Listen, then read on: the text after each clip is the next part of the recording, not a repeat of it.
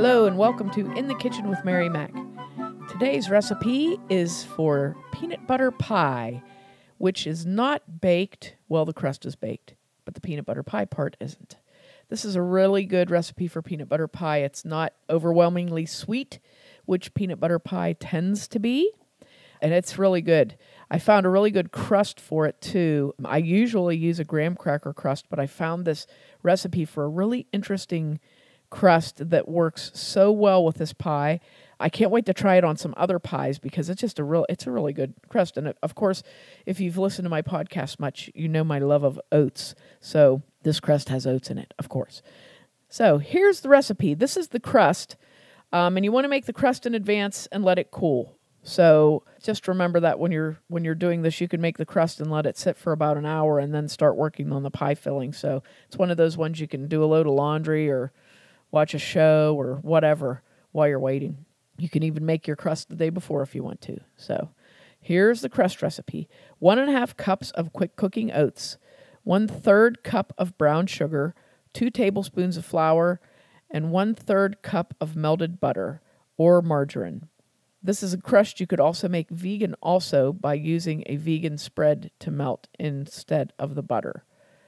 Okay, so what you want to do is mix all your dry ingredients together. Add your melted butter and mix well.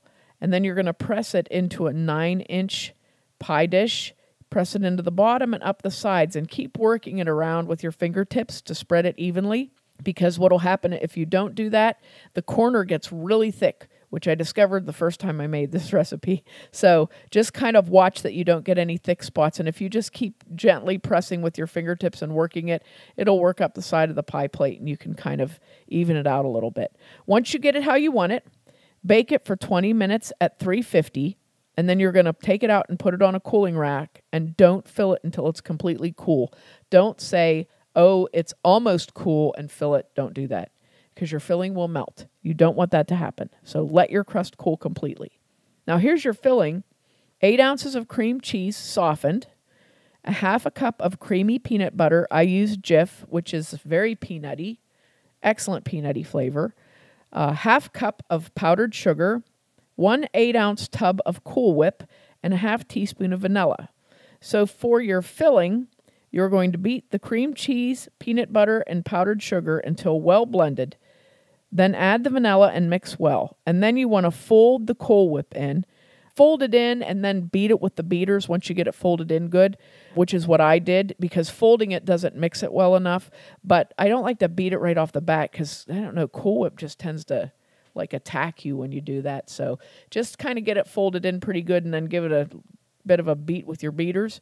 Then it's ready to go in the pie shell. It can sit though, so if you get it to the point where it's ready to go in and your pie shell still isn't ready, you can just wait a minute. Now, you're also going to need the drizzle for the top of it. The drizzle is going to have to cool a little bit too though. So what I did was after I made my pie crust, I whipped up my chocolate drizzle for the topping. Then I made my pie filling. Here's the drizzle recipe. I just actually found this technique the other day. It's not usually what I do when I'm making, it's a ganache, but it's made a little bit thin so it drizzles and it actually holds a shape really well. So what I did, it calls for 3/4 cup of semi-sweet chocolate chips and 1/2 cup of heavy cream. And what I did, I heated my heavy cream in a small pot until it was almost simmering, like just getting to where you were seeing a little bit of steam. And I just kept continually stirring it with the whisk, not like beating it, but just keeping it moving so it didn't stick.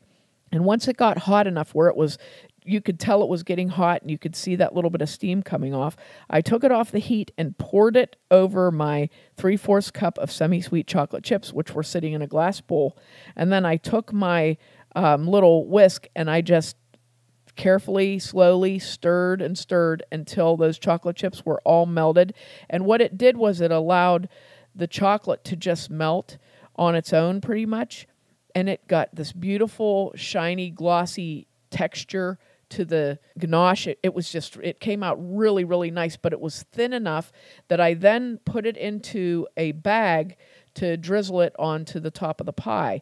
So what I did, instead of using an icing bag and wasting an icing bag, I took the ganache real carefully and spooned it into a little plastic sandwich bag.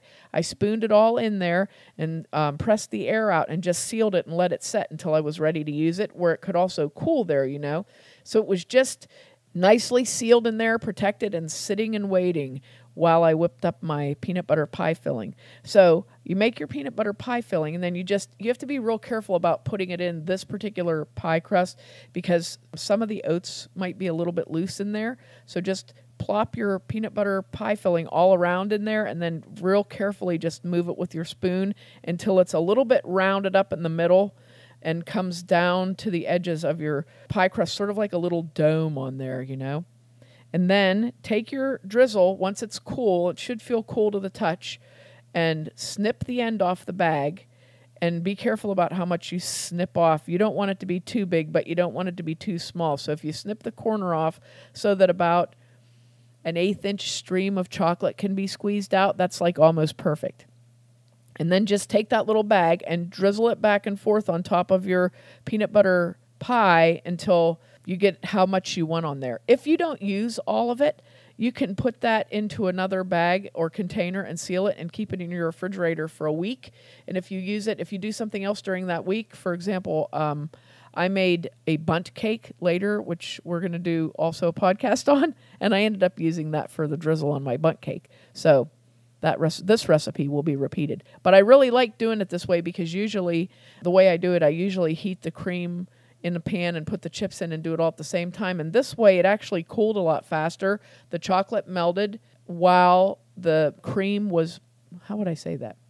The chocolate melted. It was melted by the cream, but while you're stirring it and the cream is melting it, it also is slowly cooling at the same time. So it worked. It's like perfect. You know, once I was done mixing it, it was almost cool then, so it only took about 15 minutes to be cool enough to where I could put it on top of the pie. Then put that on top of your pie and put the whole pie.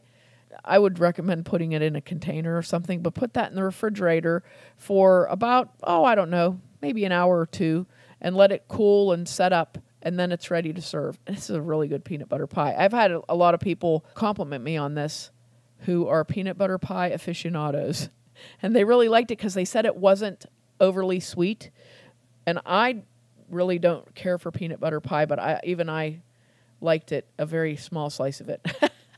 Now, I have a question. Does it make a difference if you use natural peanut butter versus the regular? Because I know there is a slightly different texture with the natural Jif versus the regular creamy Jif.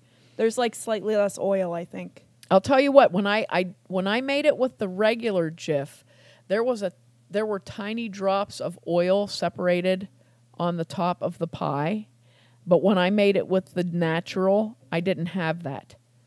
So I kind of wondered. Now that I think of it, I think that's probably what it was. So I would use, if you use the natural peanut butter, or I would even recommend using a good quality peanut butter, like Jif, but there was just tiny little things on the top, like droplets that separated out, and I didn't know. I was thinking, I wonder what that's from. Because I hadn't had that happen before when I made it, but it might have been because of because it wasn't the natural peanut butter. Yeah. Still good though. It was still good. This is a really good pie. So if you have somebody that loves peanut butter pie, I would highly recommend this one. I can also suggest this too.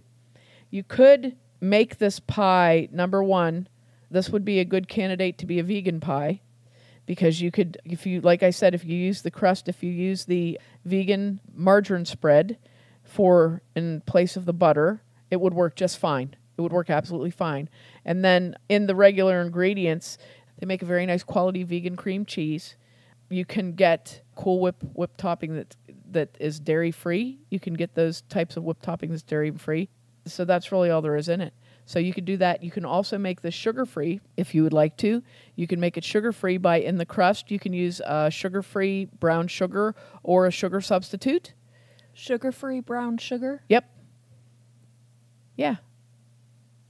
What is it? Just brown in a bag? No, Sugar Twin makes it. It actually has that brown sugar taste to it. That, brown sugar has a sort of it has a little bit of the molasses in it, so you get that little bit of flavor. So Sugar Twin makes a brown sugar substitute, and then in your pie You can use the sugar-free Cool Whip.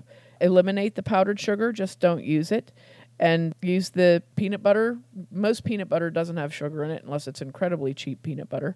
But most peanut butter doesn't have sugar in it. So you could make this actually a sugar-free pie too, and then just don't put the drizzle on it.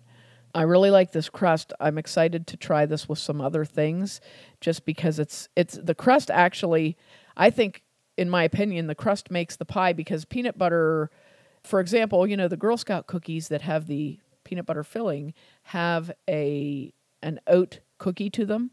So that taste is, people know that taste. I actually had people say, this tastes like a Girl Scout cookie. And I'm like, no, it doesn't. But you can think that if you want to. So, but it's the crust is just really good. And then the pie itself, like I said, it's very simple.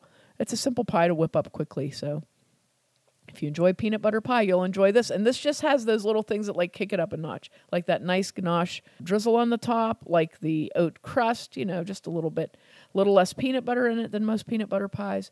So it's good pie. It's very good pie. I hope you give it a try. And be sure to check us out online on Facebook and Instagram at Mary Mac Bakehouse, on Twitter at Mary Mac Podcast, and on our website, marymacpodcast.com. Thanks a lot for listening if you did, and if you didn't, too bad for you.